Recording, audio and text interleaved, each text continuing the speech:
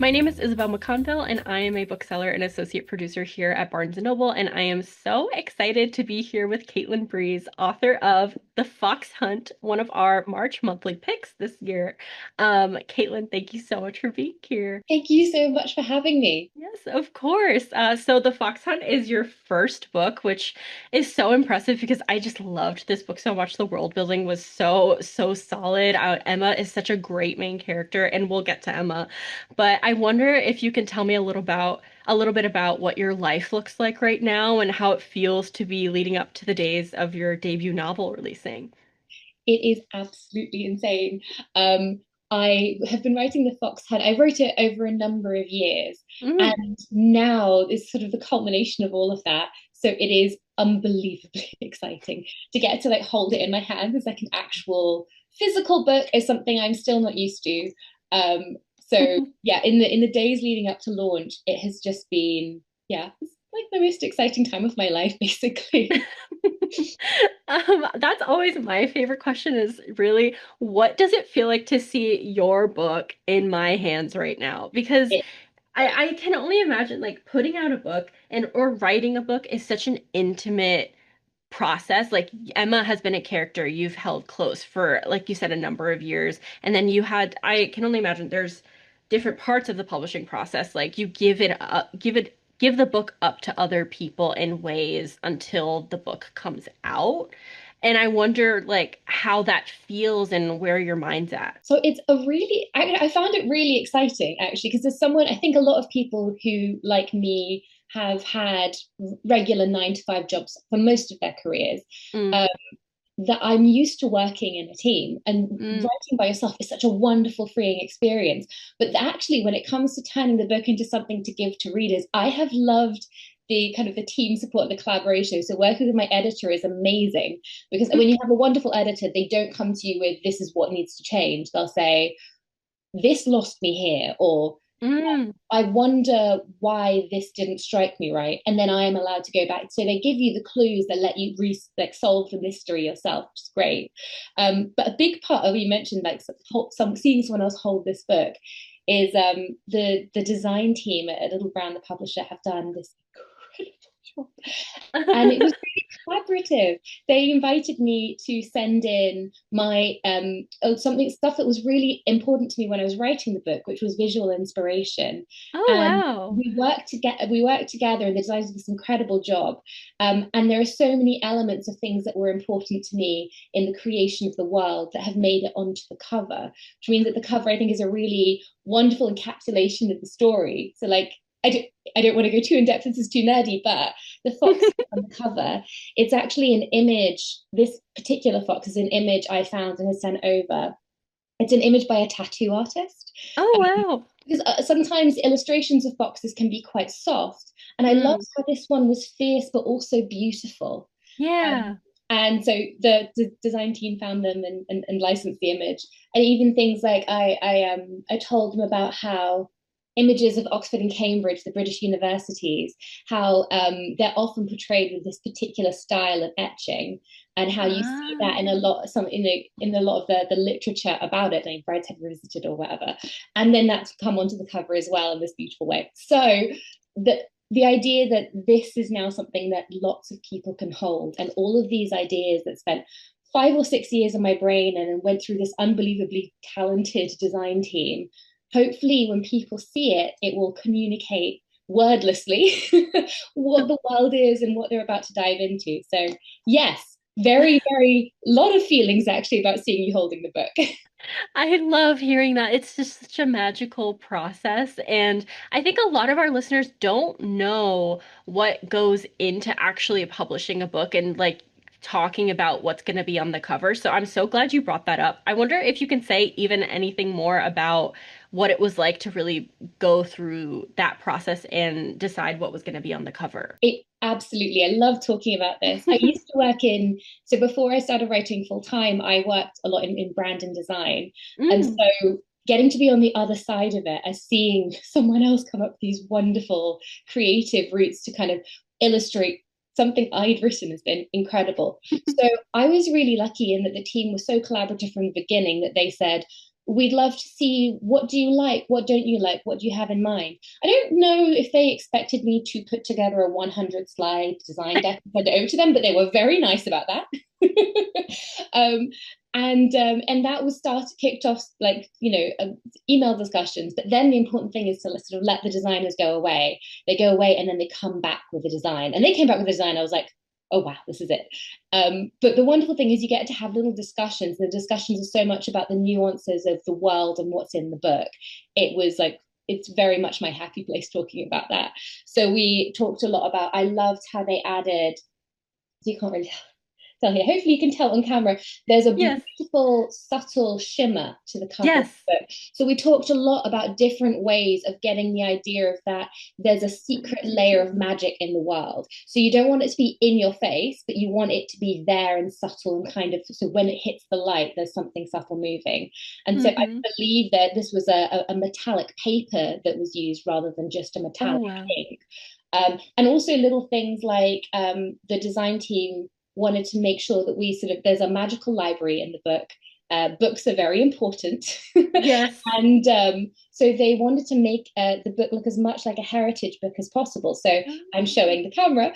On the spine of the book, they created this beautiful, almost like locket style feature of engravings with little tiny college engravings on the top and bottom, and a tiny fox. Even details like, if readers look at the picture of the university on the cover, which is sort of blazing and fiery and very gothic, if you look very closely, there's a little Easter egg. The lead character, Emma, is pictured in silhouette in one of the windows. Yes, Um, she is. so it was so much fun discussing these kinds of things, because it is not just design, it is storytelling. It's pulling out elements of the story Yeah. without giving spoilers onto the cover in a way that hopefully when people pick this up, it kind of, you get an impression of what you're about to dive into without it giving too much away. Yes, and that's what's so cool to me is that so much goes into a book actually being published and coming out into the world. And I think I obviously we talk a lot on this show about the actual writing process, which we will do because that is such a very cool part of the process as well. But there are so many things that go into a book coming out. Absolutely. This has been such a learning experience as someone who hadn't published a book before. The first person I worked with was my editor, and Liv Ryan, who was amazing. So I've worked with her very consistently from the first day I had a phone call with her.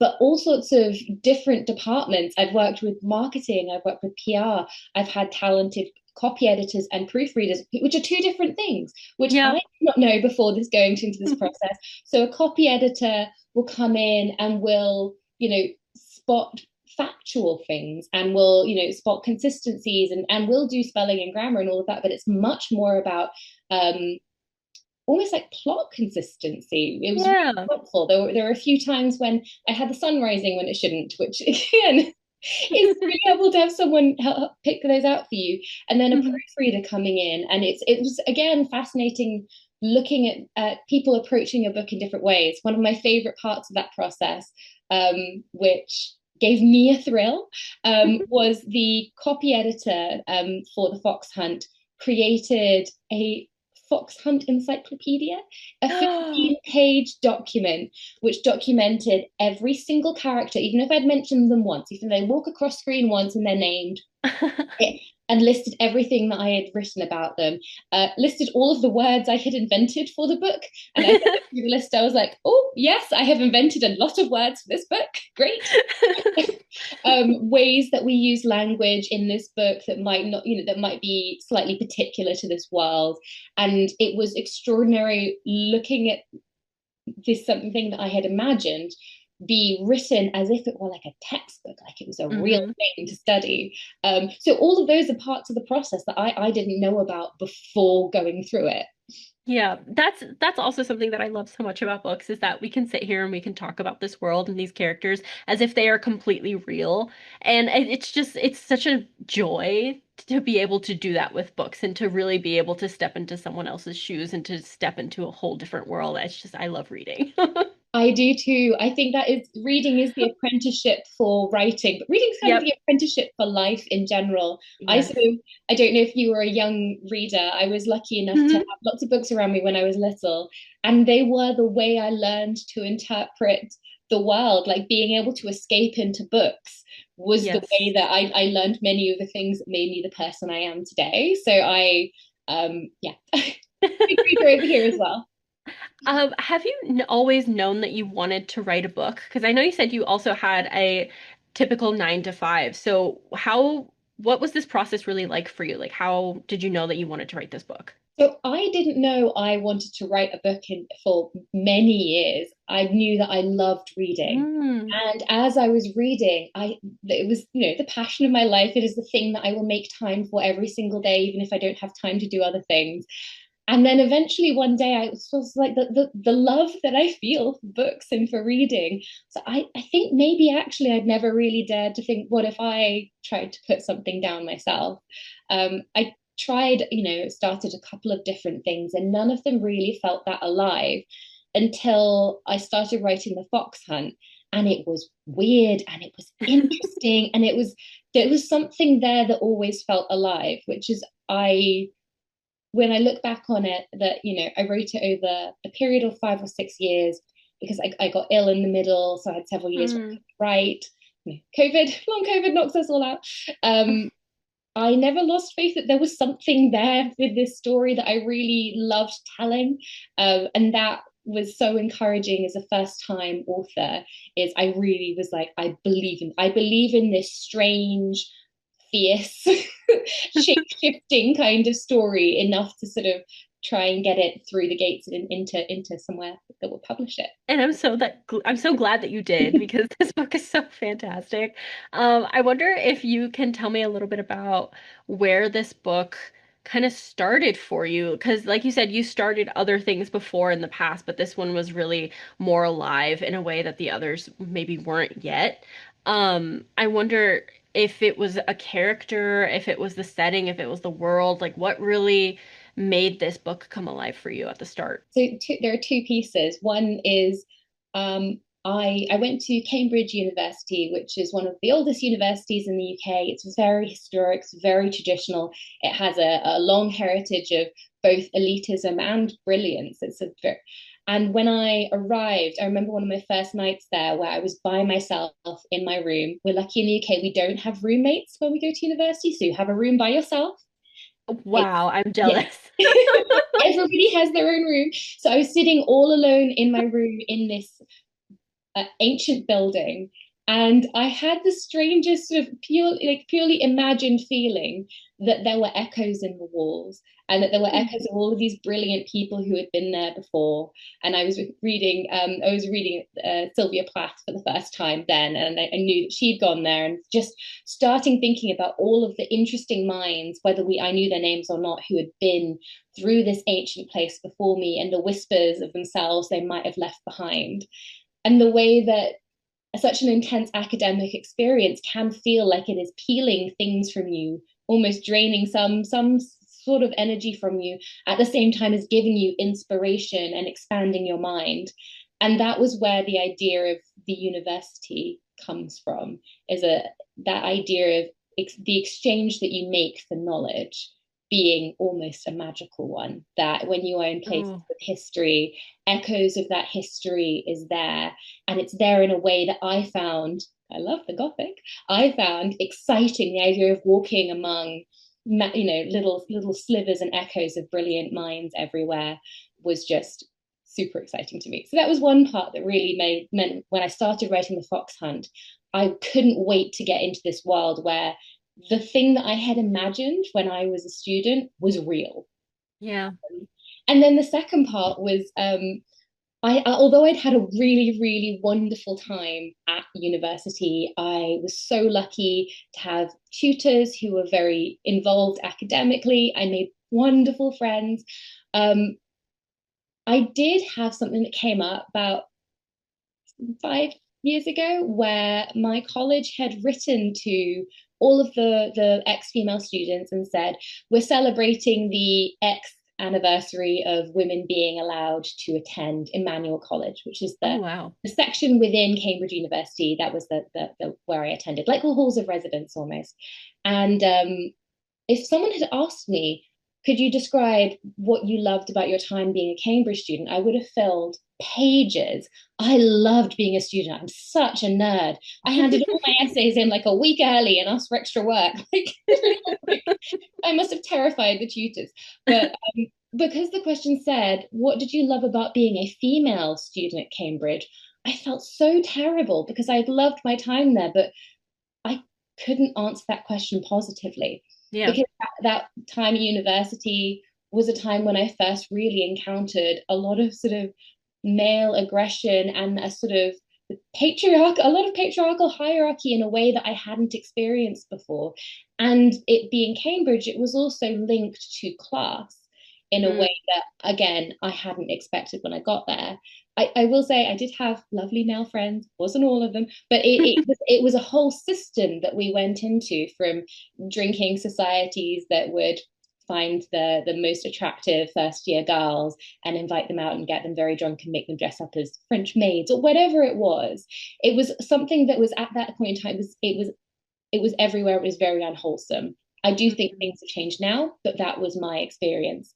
And then when I talked about this questionnaire to my other female friends who'd attended at the same time, I was astonished to find in a room full of 12 women, every single one of them had had the same reaction. Yeah, wow. And that story of what it was like at the time to be in a system where it felt like you needed to accept what was going on, to coming out of it and going, no, actually, that wasn't right, was kind of what created the beginnings of Emma.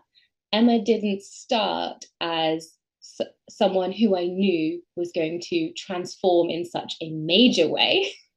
But she started as someone that I knew was going to clash with the power system there. I remembered one night going out to a nightclub, and it was a group of very wealthy boys, and they were there and they were behaving really badly. Oh, And wow. they had all decided to go out dressed as fox hunters. So in the UK, this is it was a historic blood sport. It was, and it still is practiced today in some places, though it's, I think, modified now so that it's not actually hunting an actual fox. Mm. But it is very distinctive. The men, usually all male, in the past, I do know that women have joined the hunt, wear often very distinctive red coats. They're often depicted with distinctive red tailcoats, with sort of Regency style breeches, with top boots, with ruffled white shirts, chasing a fox across the countryside. It's a blood sport that has been incredibly controversial, and it's associated with both ancient systems of patriarchy and with class. And it was a really interesting, for me, visual image of how privilege can collide with class and with gender, because Yeah. it is an image of people riding to, because they want to chase and kill a particular thing, riding roughshod over the property of however many other people in the neighborhood without care or concern for anything that they might destroy in their path.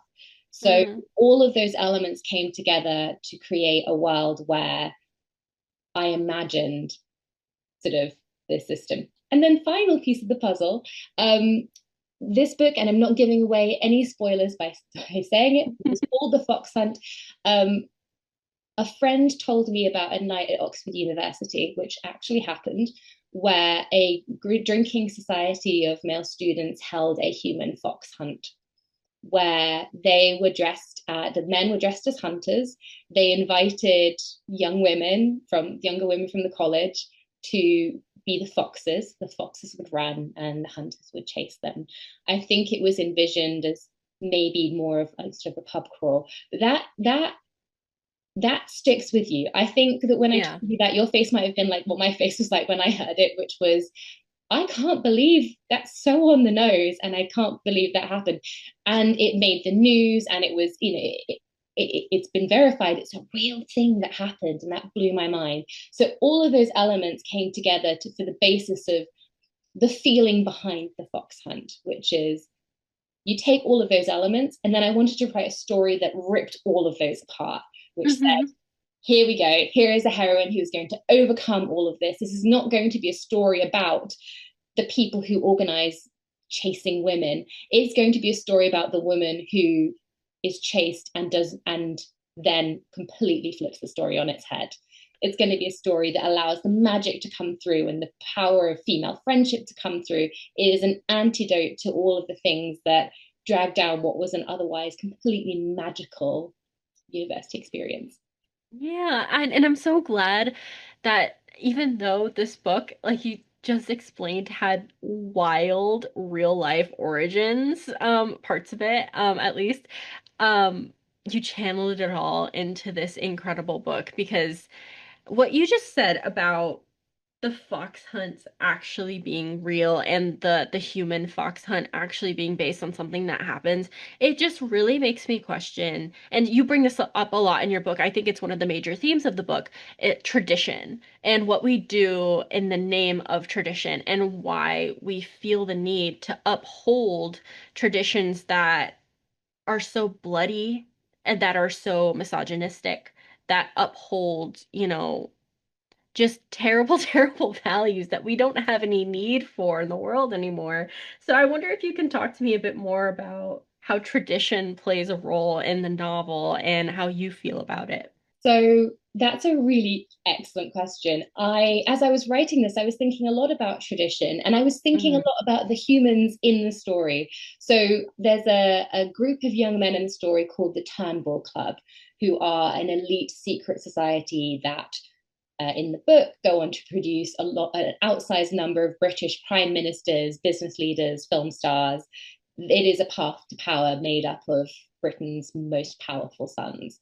Hmm. So I tried to think about them as people. And as I was thinking about them, because they're not going to like go home to their enormous, beautiful, luxurious rooms, twirling their mustaches and going, haha, we are being so evil, we are oppressing the women today.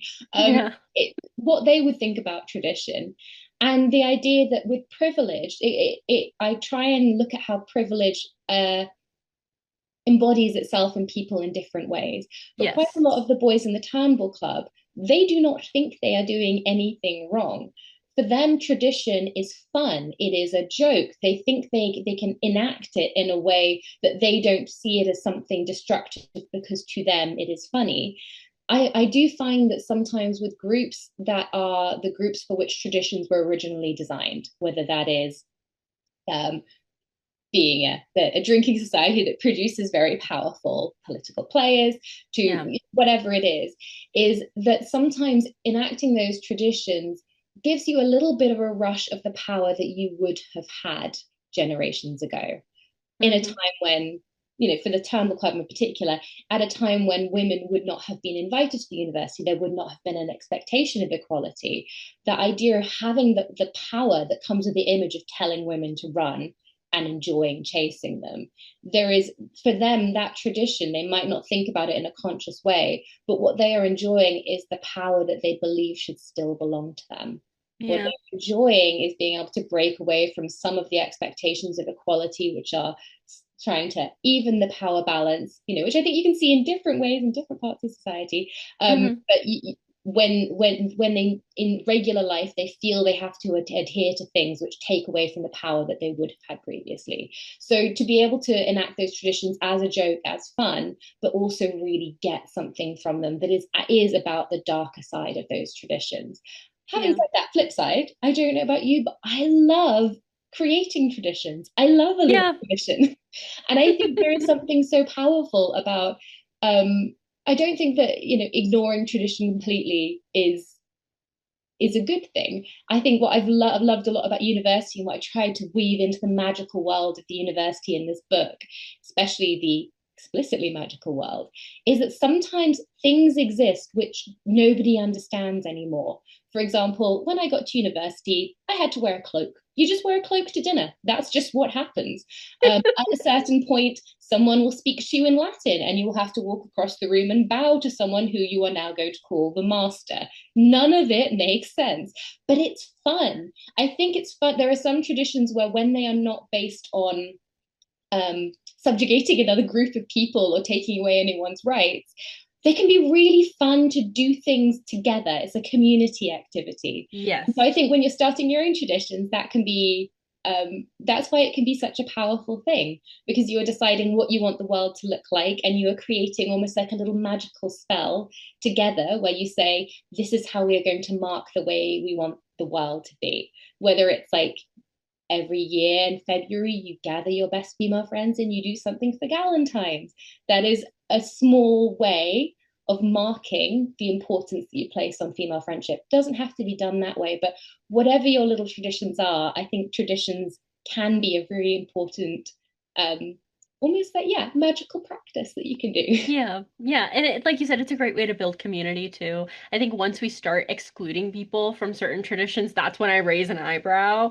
But, when things are actually harmless and not based around chasing women through the forest, I'll allow it. So before we even meet Emma, our main character, and we'll get to her, I promise, you open the book with a page describing the city. I love your opening lines. I'm gonna read them too. The city chooses who it keeps. It is old, it is vicious, and it remembers the time before. That was the time of blood promises, when even children knew that the price of knowledge was a fall from grace. First, I just have to give all of our listeners a minute because beautiful, beautiful opening lines. I love those. Can you please talk to me about writing those few lines and what it means for the story and how you knew you wanted readers to sit with those lines first? Wow. So I remember distinctly writing that opening section. I was there's a library in the UK, in Wales, where it's the UK's only residential library. You can go and write in the library. You can go and then sleep in a little bedroom off the library. It is fantastic. And I spent a long day among beautiful, beautiful, very, very old books. And as I was sitting down, I was thinking about that idea of knowledge exchange and a little bit about the sort of Christian parable of Adam and Eve and the serpent, and the idea that it's ingrained in a lot of cultures that innocence and knowledge are opposite ends of the spectrum, and that in Yeah. acquiring knowledge, you give up innocence. And in a story that was in a lot of ways about a character's loss of innocence, which in this story is portrayed as actually, it can be a good thing. It can be morally neutral to lose your innocence. It enables her to figure out how she wants to come into her power. So I really knew that I wanted that opening to bring readers straight into the world with an understanding that the city and the university that the book is set in is a character. It is an important character, and that there is something about it that you do not know yet or that we're not going into. I wanted them to always go into the story with more knowledge than Emma, my lead character, has, because part of the journey is you willing Emma on to not more knowledge, more self-knowledge, more knowledge about the world, more knowledge about what she wants to do with herself and how she wants to use her power. So starting off by putting the reader in a position of elevated knowledge versus the lead character already, I think, hopefully sets up a dynamic where you're a detective. What I love readers to be detectives, reading those opening pages, hopefully getting swept away in Emma's story, but always knowing there is something else that is happening that she doesn't know about yet. There is something going on in the world around her, and being able to like hunt out little details to take with them on their journey. That's what I love about this book too, is that it really makes for such an immersive and interactive reading experience. I think that you are asking a bit of the reader to also do this, like you said, this detective work, and I love books that make you do that. There's something definitely to be said about books that you can just enjoy and get swept away in, but this one, I think obviously you can enjoy and get swept away in.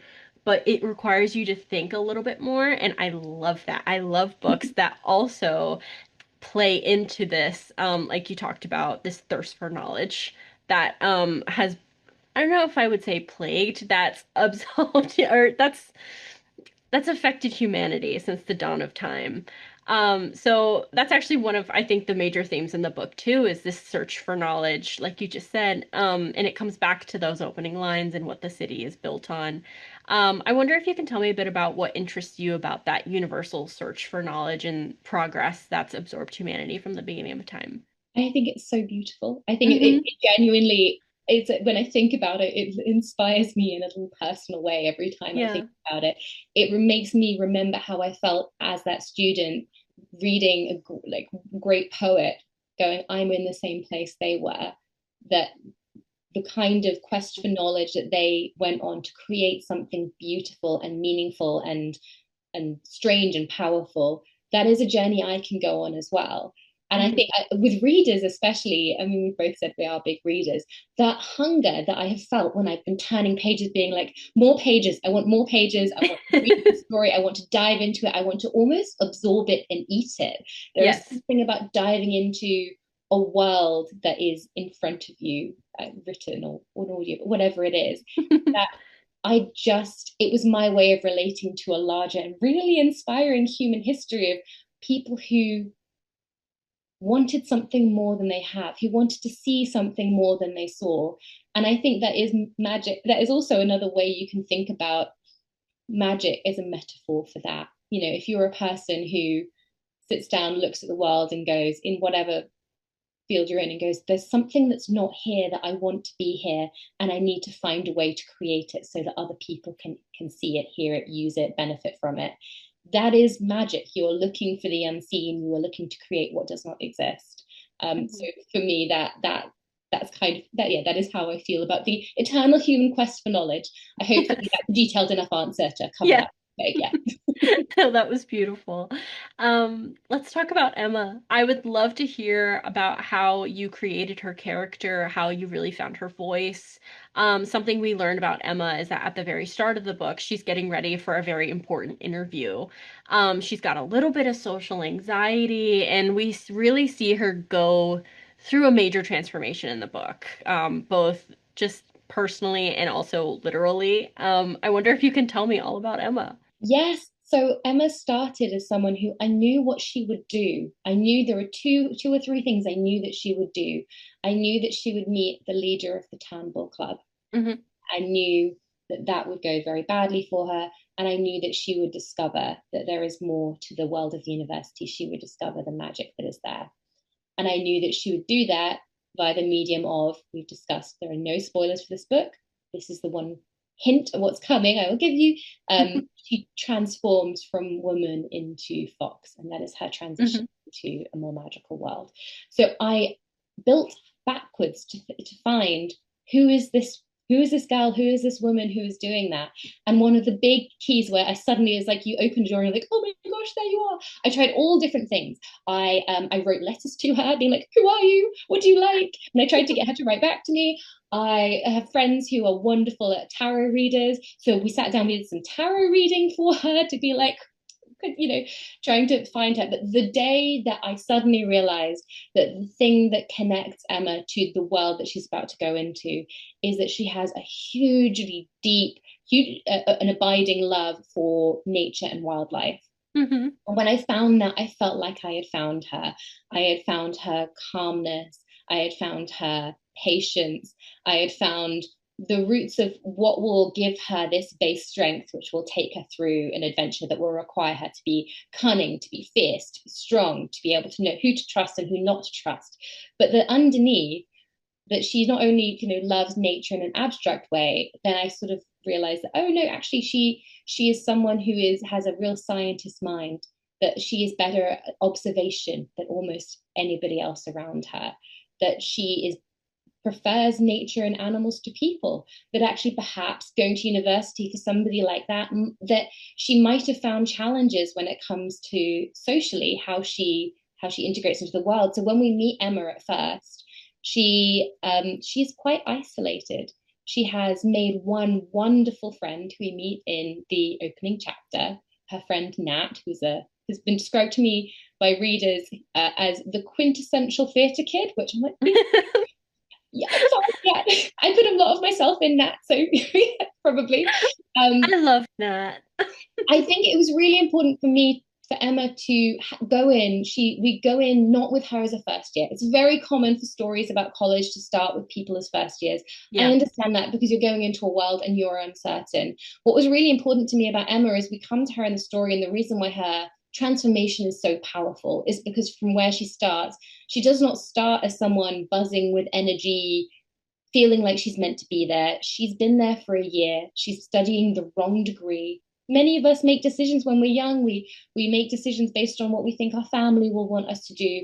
And then she has discovered that it doesn't suit her. She's in a place she doesn't feel that she belongs, which makes her especially vulnerable to the Turnbull Club, because when she meets them, they are the epitome in her mind of who belongs at the university. And it makes her that much more vulnerable to not seeing the darker side of who they are, and the fact that they exist, Mhm. because she's come from such a sort of isolated place, and because she's doubted herself so much. And it's been such a joy to write her transitioning out of that, to write her finding herself and not losing what makes her her, her powers of observation. That, you know, yes, she becomes, she does some fighting. There's some fighting. Pretty powerful. But the thing that I found, the drumbeat that I love about Emma, just as a person that I got to spend time with, is that calmness, that ability to observe, that fine detail of noticing people and things around her. That never goes away, and that carries her through straight to the end. Her ability that she manages to turn that into an ability to read the world around her, read people as well as animals. Her patience allows her to wait until the right moment. It helps her develop cunning. So all of these things, which at the beginning make her feel like she is stuck, are actually the keys to her sort of releasing herself by the end. And it's so, so good when we see that release. And I love going on Emma's journey just as a character throughout the book. She's so great. And her journey was very powerful as well. I think it's easy to relate to Emma. Or at least for me it was. I think for a lot of our listeners it will be. I mean, you understand where she's coming from in the beginning, and you understand the insecurities, and maybe, you I think it's very relatable to not know exactly where you are in life and to maybe make the wrong turns, but seeing her, not to give anything away, come out of it is really inspiring. I loved her character. Oh, thank you so much. Yes, of course. I don't know if you're a Gothic fan as well. I Hmm. love Rebecca, and unusually, it's Rebecca is a very important text in terms of inspiring this book. You read the book and you probably be like, "What are you talking about?" For me, as the writer, it completely grounded my take on the book. So we open with a description of the university, and we start with a flood that completely changes things for the human world, and is a little clue, a little interaction between the human and the magical worlds to begin with. Hmm. And that sense of place is something that I remember reading Rebecca for the first, third, 10th time. And you you know where you are when you are there. You understand that Yeah. world, you feel like you are in it. And I wanted a world that felt like that. I also really found, when we talk about Emma being relatable and the self-doubt, at the beginning the self-doubt is fairly extreme, and I was taking from the tradition of the Gothic heroine before then sort of tearing that up. And the Gothic heroine often does feel adrift in her world, and I think Mhm. it'd be really interesting to sort of twist that genre and navigate her out of that uncertainty.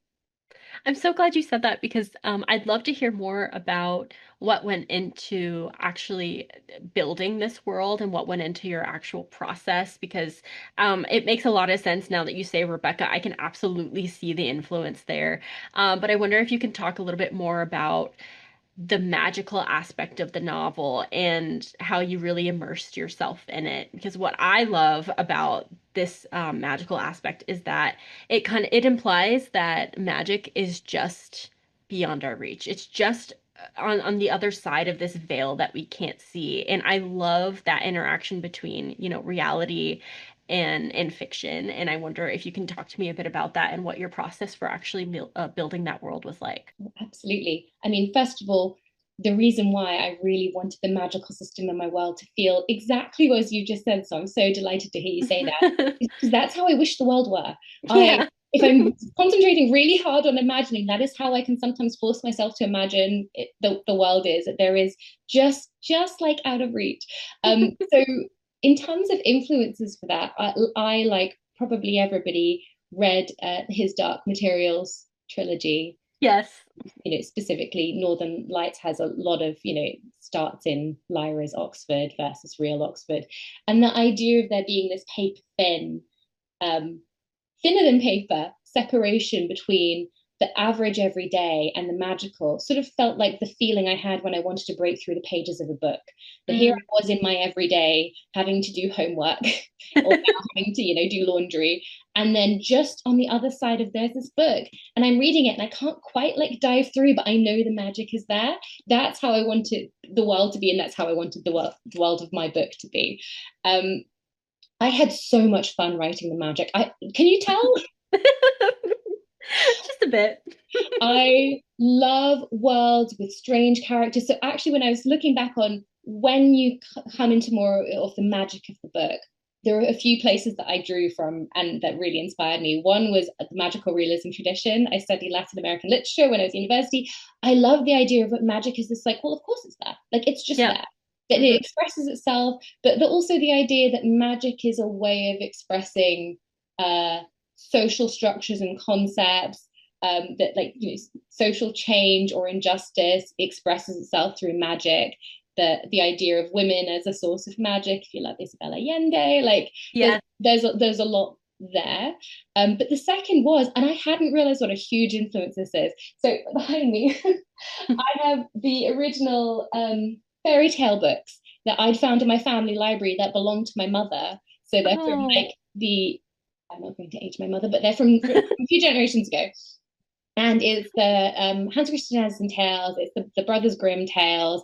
I read the Charles Lamb. I read like all of it, like the no, Charles Perrault. Sorry, like I read every fairy tale I could get my hands on over and over and over and over and over. And the idea of it's usually a young woman is in a strange place, goes on a journey, is tested, meets interesting characters, whether they are imps or animals, or they're in a world where nothing quite makes sense anymore. They're taken out of the usual, and the characters they meet have completely different rules. And the young woman is in danger in a way that the young readers of the stories might not have been in that kind of danger in real life. So it's a dangerous world. It's one with its own rules, but it's one that has its own sense of fairness and logic as well. And it's one where you look at stories where the heroine is on a journey. So I'm thinking like Mm-hmm. where a girl has to journey to find her husband, Yep. and she has to go through all of these trials to find him. Like the Eros and Psyche myth is those stories are about women finding their power in various ways, and they reflect a journey to power that probably wasn't available for women at the time the stories were written.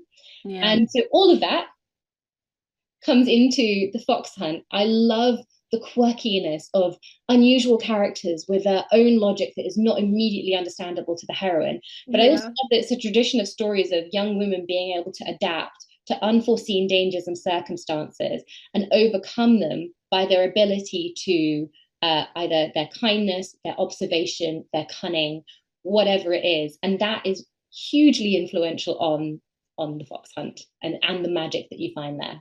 I can absolutely see that. And we talked about how or which books and stories were influential in the book, but I wonder also if you could tell us, since obviously we are a bookstore, about some of your all-time favorite books and just the books that made you a reader, the books that made you want to be a writer. Anything you're reading now that you're excited about? Let's talk books. Let's talk books. Okay, how long have you got? So, I mean, a really early favorite was actually something that's been mentioned as a reference for the Fox Hunt, which I did not realize until people kept saying it, which is Alice in Wonderland. And I was like, Oh yeah. oh yeah, okay, yes, this makes total sense. Of course it does. You know, in fact, it's so obvious that I can really understand why I didn't see it. It's a very clear analogy. But when I was about 7, somebody handed me my first book by Tamora Pierce, who is a fantasy author for young people. I have read a Tamora Pierce book and now reread them every year of my life since then. Oh, wow. In terms of forming my worldview, so the book series that I was given was it's called The Song of the Lioness. The first book is about a young girl, age 10, who decides in a high fantasy world, who decides to disguise herself as her twin brother to become a knight because she is good at fighting and she wants to be a knight, and she has to make her way through this program of becoming a knight and a squire at the palace. And it's about bullying, and it is about sexism, and it is about overcoming these things and finding friends and finding power. It is about learning her value system, who she wants to be in the world, that she wants to protect people, that she wants to use work. It's about work ethic and determination. Basically, I love everything she's ever written. I think Tamora Pierce is hugely formative for me. I've been really encouraged when I've read the backs of books of huge fantasy authors today, like S.J. Maas. She's also mentioned Tamora Pierce being a huge influence. It's like the mother of fantasy authors. So if you have a young reader, or even if you are just, it's a rainy day, life outside is really hard, you want something that will help encourage the younger version of you within you, I would say crack out The Song of the Lioness, get some Tamora Pierce on. That would be amazing. In terms of other books, we've talked about Rebecca, of course. So I was a classic student. I loved Ovid's Metamorphoses. So there was, and I've taken a note. There's a recent translation by Stephanie McCarter, and it's the first modern translation by a woman of the Metamorphoses. So the Metamorphoses are Greek myths, Greek and Roman myths. It's gods, it's nymphs, it's an epic poem, which has all of these stories within it. It was hugely influential on the Renaissance and artists. And there's a section within it that was very important for the fox hunt, which is Apollo and Daphne. So Apollo, the sun god, chases because he is lusting after Daphne, who is a nymph, and she runs from him. She does not want his advances. He is beyond sexually harassing her. She is, in threat. The threat is rape, it is attack. And she cries out to the gods and she says, please save me. And they turn her into a laurel tree. So it's a really great encapsulation of what it's like reading Ovid's Metamorphoses. There are no simple answers in the poem because she is saved, her body is transformed, but Apollo plucks the leaves from the tree and uses it to create a laurel crown, which then becomes his trademark. Daphne did nothing wrong. Daphne is the one who is transformed. She's now a tree. Does she want to be a tree? The poem doesn't tell us. The poem doesn't tell us her feelings at all from the moment she transforms from woman form into tree form. And so I love, there's a lot of sticky moments in Ovid's Metamorphoses. There are a lot of stories of women transforming. There are a lot of stories of women under threat or in some cases overcoming threat. But you're never quite sure what angle the poet is telling you these stories from. Is it from a patriarchal, haha, I'm a Roman man point of view, where it's like, oh yeah, these things happen? Is there sympathy? Is there rebellion? Is it written in a way which is designed to make you sympathize with the women because the author was trying to make a point? You can't really tell. And that's what makes it so fascinating. So I would definitely recommend the Stephanie McCarter translation. And Ted Hughes, I think, has done some translations of the Metamorphoses as well, which are a little less translations of the original text and a little more abstract. I think for anyone who is interested in myth and folklore, it's a wonderful starting point. You'll read it and you'll go, oh my gosh, you'll recognize so much from it.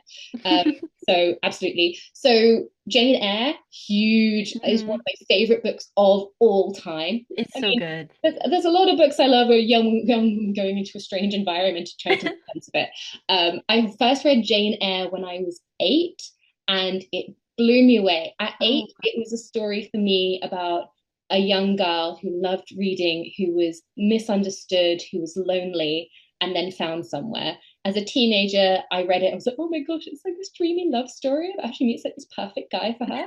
And then when I read it as a slightly older woman, I was like, oh, it's the story of a young woman's journey to self-determination, to being independent, to be, love comes her way, comfort comes her way, but her own integrity and her own ability to direct her life is the real kind of important part.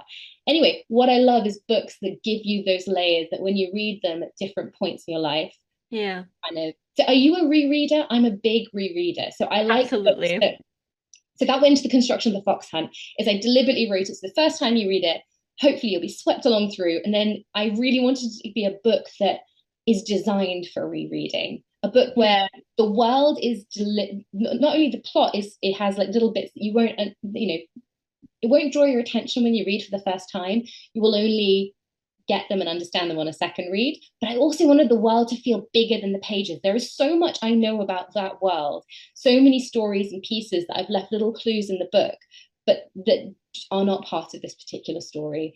I love book series where the world feels so big that you can imagine yourself into it. So book Yeah. series that lend themselves really well to fan fiction. I Mm-hmm. think there's a reason that there was such a huge boom in Harry Potter fan fiction. One thing that that series did very well, I think. I haven't reread it as an adult, but what I remember is that world felt like it was so big I could put myself in it.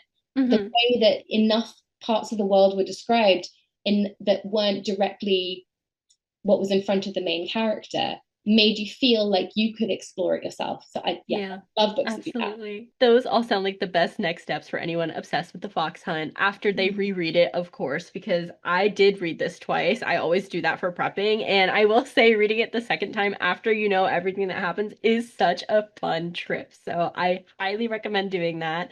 I could talk to you for hours. This has been such a fun conversation. But for now, Caitlin, thank you so much for being here today. The Fox Hunt is out now. Thank you so much. And it's been such a treat talking to you. And I am so excited that The Fox Hunt is one of the monthly picks at Barnes and Noble. Yes. If you love fantasy, if you love dark academia, if you love Mhm. whimsy and rage in the same book, Yes. then I hope you will really enjoy reading this as much as I enjoyed writing it. Absolutely. Thank you so much, Caitlin. Thank you. Thank you for listening. Poured Over is a Barnes & Noble production. To help other readers find us, please rate and review the show wherever you listen to podcasts.